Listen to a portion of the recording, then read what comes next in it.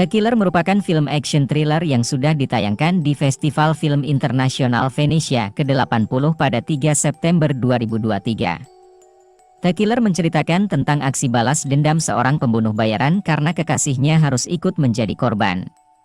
The Killer merupakan film garapan sutradara ternama David Andrew Leo Fincher yang terkenal lewat film-film sebelumnya seperti Gone Girl, The Girl with the Dragon Tattoo, The Social Network, serta Panic Room.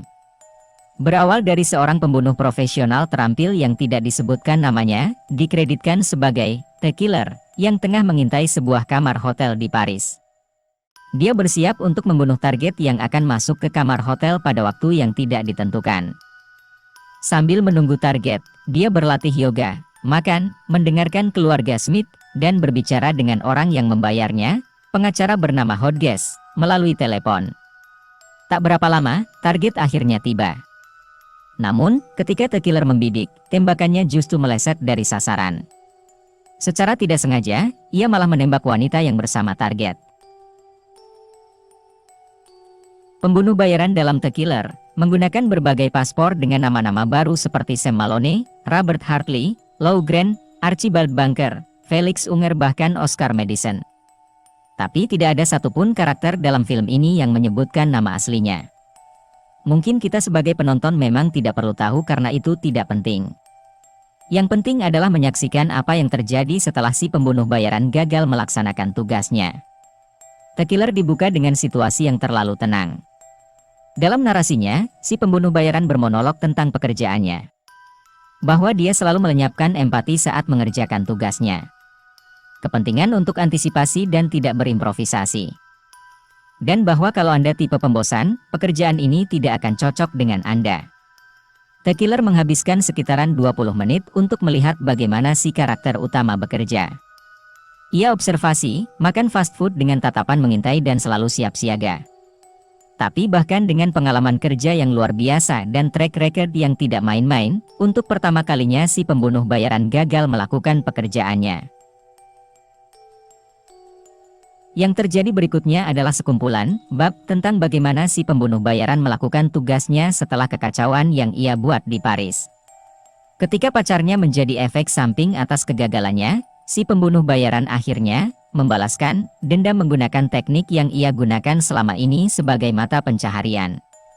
The Killer tetap tontonan yang menarik karena meskipun film ini memiliki resep yang sama dengan hampir semua film balas dendam yang melibatkan seorang profesional, film ini dipersembahkan dengan presentasi teknis di atas rata-rata. Setiap sekuens dibuat dengan menarik, setiap gerakan kamera memiliki fungsi dan tidak ada satupun menit yang terbuang percuma karena editingnya sangat lincah. The Killer adalah pengobat rindu bagi pecinta film-film Fincher yang ringan, seperti The Game atau Panic Room. The Killer akan mengajak Anda untuk berpetualang dengan sangat menyenangkan. Semua yang Anda kangeni dari Fincher ada di sini, framing yang presisi, akting yang top notch dan humor gelap yang tiba-tiba muncul entah dari mana. Diadaptasi oleh Andrew Kevin Walker, penulis skrip Seven, dari komik karya Alexis Max Nolan dan Luc Jacamon, The Killer adalah sebuah B-movie yang terlihat sederhana. Tapi tentu saja bukan Fincher kalau ia tidak bisa membuat plot B-movie menjadi sesuatu yang menarik. Seperti halnya Panic Room yang di atas kertas saja terlihat sederhana tapi secara presentasi sangat rumit dan stylish, The Killer juga sama. Karakternya tidak mempunyai kompas moral dan luar biasa dingin. Tapi narasi yang dia keluarkan kadang-kadang menjadi ironi. Tidak membantu juga bahwa Fincher menaruh The Smith sebagai soundtrack si tokoh utama melakukan tugasnya. Humor kelam inilah, ditambah kemampuan Fincher untuk membuat semuanya terlihat sinematik. Membuat The Killer lebih dari sekedar film tentang pembunuh yang balas dendam. Secara tempo, The Killer memang sengaja mempermainkan penonton sebelum film ini berlari secepat kilat. Butuh beberapa waktu untuk saya menikmati editing yang terasa ganjil. Tapi begitu The Killer menekan pedal gasnya, film ini benar-benar membuat saya terkesima dengan apa yang saya lihat di layar. Dari bab ke bab berikutnya, The Killer begitu melenakan. Fincher bersama editor Kirk Buster memiliki kemampuan yang baik dalam membuat adegan yang tegang tanpa menampilkan apa-apa yang dramatis.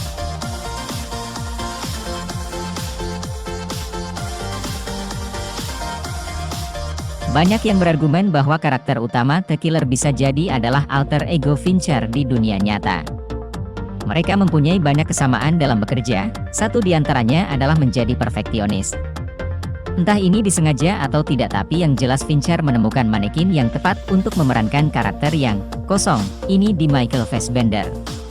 Lama absen main film untuk mengejar passionnya sebagai pembalap, Fassbender bisa mengisi keheningan hanya dengan tatapan matanya. Bisa dibilang seperempat awal film The Killer adalah sebuah film bisu dan Fassbender bisa menyampaikan apapun yang film ini coba sampaikan hanya dengan tatapan matanya. Barisan aktor lain yang kurang begitu terkenal juga sama meyakinkannya. Dari Charles Parnell, Arliss Howard sampai Carey O'Malley mendapatkan jatahnya untuk adu tanding dengan Fassbender. Tapi mungkin Tilda Swinton yang mendapatkan jatah daging agak banyak. Dan karena dia adalah Tilda Swinton, ia bisa menggunakan screen time-nya yang tidak banyak menjadi luar biasa efektif dan berkesan. Film ini adalah sebuah pengingat yang baik bahwa ada perbedaan antara sutradara biasa dan maestro seperti David Fincher.